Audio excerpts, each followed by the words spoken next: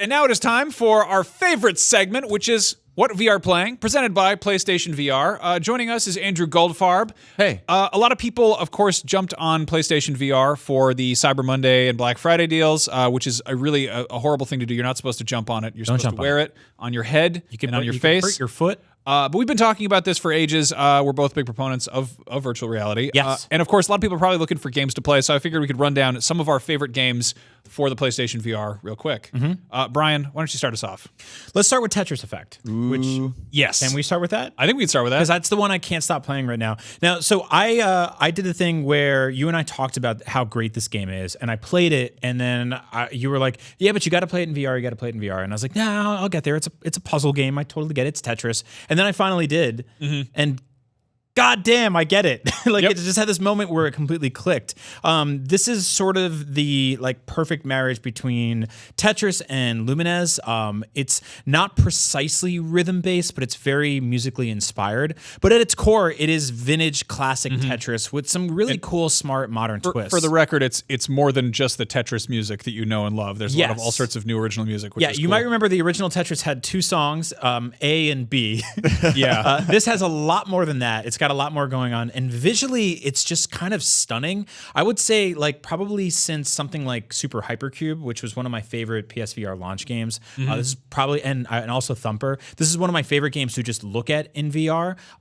When you think of PSVR, you probably think of first person and third person stuff where you can see your hands, and so it maybe doesn't necessarily make perfect sense to you to play a puzzle game in VR, but oh my god, it works. Yeah, VR is it can be disorienting if you're not familiar with it, but if you know Tetris, then this is you kind of have one foot on the ground already for that, so that's a good place to jump on. It's incredibly sort of Zen-like is a good way to describe it. It can also hypnotizing. It can also just completely kick your brain's ass too, because it'll just throw you into one of those techno holes. Yeah, and if you've played Lumines, you know that basically the rhythm or the sequencing or the sort of energy of each level or each song kind of changes from sequence to sequence. That happens a lot here too, where you'll be completely zoned in on something, and then it'll flip a switch, and then a new song will come on, the background will change, the art will change, and then all of a sudden you're in a whole new mode. So it's really fun. Now, if you want a much less intense puzzle game, one I recommend that I think is it's one of my favorite VR experiences, Nog, which is a game that I feel is more akin to a virtual reality pop-up book than even a traditional puzzle game. But basically, there are these funny little sort of diorama robot head things, and you just kind of tinker with them. And it's all nonverbal. It's all just following sort of visual cues and figuring out what's happening on your screen.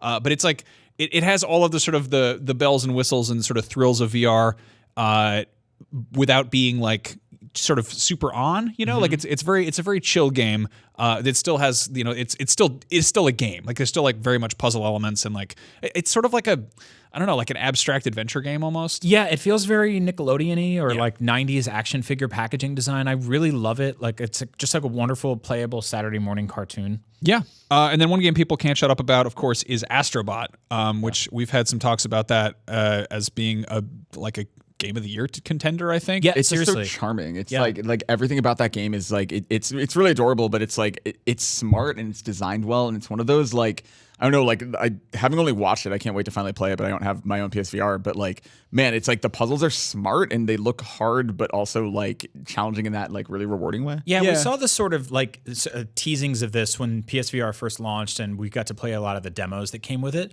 And this was one of the ones that we really hoped became a real game, and it finally did. I love 3D platformers and I love PSVR, and I kind of always wondered how they could go hand in hand and what VR adds to it. And in this case, it's your head, which is a weird thing to say, but peeking around a corner and seeing a collectible that you wouldn't have seen unless you really ran there yourself or tilted the camera creates this really awesome effect. Third person stuff in PSVR is really special because you feel like a giant looking down on this world, and your little Astro Bot character can jump on top of your PS4 controller that you see the DualShock in the game. You can pull back on the touchpad and flick him like a slingshot. There's all these cool and really adorable little touches like that. Yeah, I think the thing with third person stuff in VR is that obviously it doesn't necessarily read as being like, if you see a video of it, you're like, what's the big deal? It's just a video game. Right. But there's obviously like a whole nother sort of dimension to it where the camera is attached to your head. And that's kind of odd to take in. Moss has a lot of that too. Yep. Which I hope a lot of people are jumping on because it came with the bundle. Yeah, one of the things I really love in Astro Bot is when you're tracking along through a level and your little character's running, but there's a wall that's like face eye level with you, and you just move your head forward and smash into it, and you're like, oh yeah, I can do that. Like you bonk your head on a bunch of stuff and it breaks open and your character keeps running. It's really special. What's also really cool is obviously PlayStation VR has been around long enough that there are a lot of games that sort of have components baked in, and there's a pretty robust library out there. Resident Evil 7, you can play the entire game in PlayStation VR if you are brave. I wasn't even really up for that in regular mode. I don't know if I'm going to put the thing on my head and play through that. But yeah, that is like, I played through that game very confidently with a PS4 controller on my television, and then I tried it in VR, and I was just like hiding behind an armoire for 45 minutes, and it was like the most incredibly scary video game experience I've ever had. Thank you. That's nice. I'd like to go home now. And then, of course, there was one of my favorite things is just super straightforward and simple is the Star Wars Battlefront like just X-Wing experience, whatever it's called. X-Wing mission. Which is like, I think it's free to download, and it's just it's using assets from Battlefront, the first one, and it's just it's Star Wars stuff in VR, which rules. So. Yeah, right off the bat, it like starts you at the foot of an AT-AT or AT-AT, however you want to say that, and like you just see it basically moving around with these giant feet, and you get to look up and be like, oh man, this game really handles scale well. Even just inside the cockpit is crazy. Like just looking around you and like all of the little like it's so incredibly detailed, and it's all of the things they obviously aren't going to zoom in and show you in the movies. So it's like it's such a unique way to be like, oh, like I am a pilot. Dude, the first time I turned around in that and saw my astromech droid just sitting there like moving his little head around, I was like, oh my god, I'm in Star Wars. Yeah, so it's exciting. People are jumping on PlayStation VR. Obviously, don't jump on it. Don't jump on it. Sorry, don't jump on it. Just a quick retraction. Don't put it on your head and then do that thing. But you go on PSN and check out some demos because there's a bunch of stuff out there that is, it might not look super impressive in a trailer, but once you put it in your eyes, then it is cool. Yeah, Also Beat play Saber.